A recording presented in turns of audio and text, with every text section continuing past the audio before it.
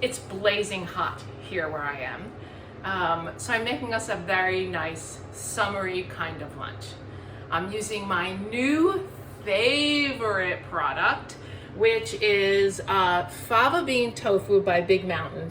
I love this product. I got nothing against organic soy, I really don't. But fava beans are my favorite thing on the planet. So when I saw fava bean tofu, I was totally in. So what I have in a skillet is some garlic.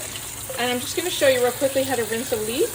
You wanna make sure that you keep the root intact and you just get in here and rinse all the sand. It's not gonna hurt you, but it's not a really nice mouthfeel. So you keep the root attached and you do that. And we're gonna remove the root. And I'm gonna cut it into relatively big pieces. You can cut into tiny matchsticks if you like, but this is sort of a sukiyaki style dish. So, the leeks are gonna go right on top of my garlic. And what I did was smash the garlic clove so it's kind of a mild flavor. And these are gonna go in here and begin to saute. And this is a Mobile skillet, which is, in my opinion, the great sex of cooking. These pans not only cook and clean like a dream, but they're gorgeous, and I just love them. Now we're gonna take and add some hot spice. And I love to grind my spices fresh, so I use my Fina mill to do that, to add a little bit of hot spice. And what I really like about this is it allows me to control how much I use of everything. So, the next thing to go in will be, after we give this a little stir. I'm not really seasoning at this point, I just added a little spice.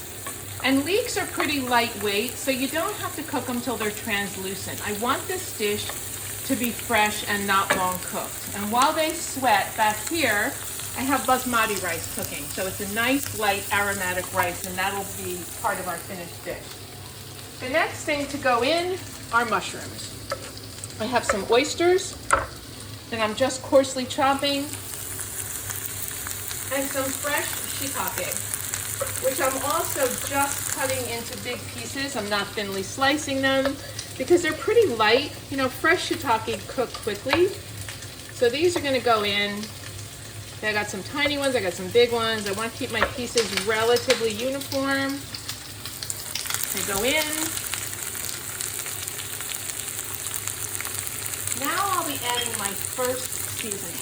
I like to use, when it comes to mushrooms, a little bit of mirin, which is a sweet Japanese cooking condiment made from rice, and my first seasoning of soy sauce. If the soy sauce is going to be my finish, I like to carry my seasoning all the way through.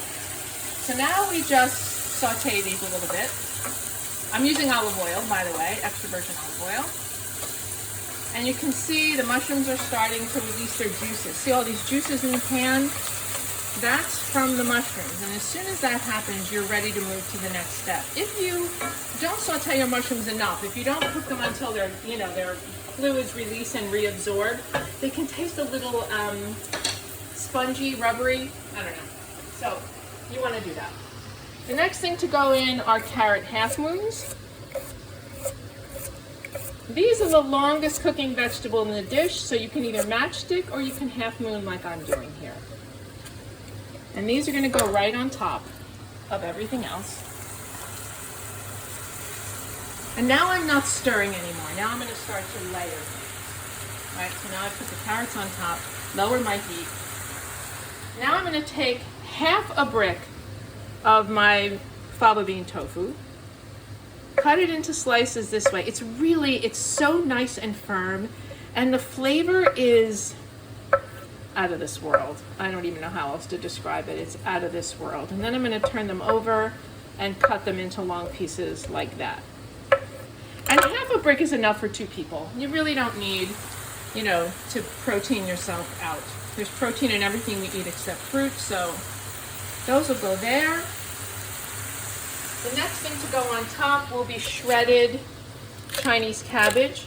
Not really shredded, cut it into bite-sized pieces like this. Remember, I'm only cooking for 2 people, so I don't need to cook a mountain of food. Now the last thing that'll go in when the dish is finished cooking is baby bok choys, which have been rinsed and the leaves pulled apart so that they'll go in there and cook very quickly. But they don't go in until the rest of the dish is done. So you're going to cook this for probably 10 minutes, 15 at the most, until you see the carrot is fork tender. One last seasoning of soy sauce. Simmer it for a few more minutes. You could cover it. I wanted you to see it, but usually I cover at this point. Let this simmer. I'll add a tiny bit of water if it needs it, and I'll show you the finished dish when it's done.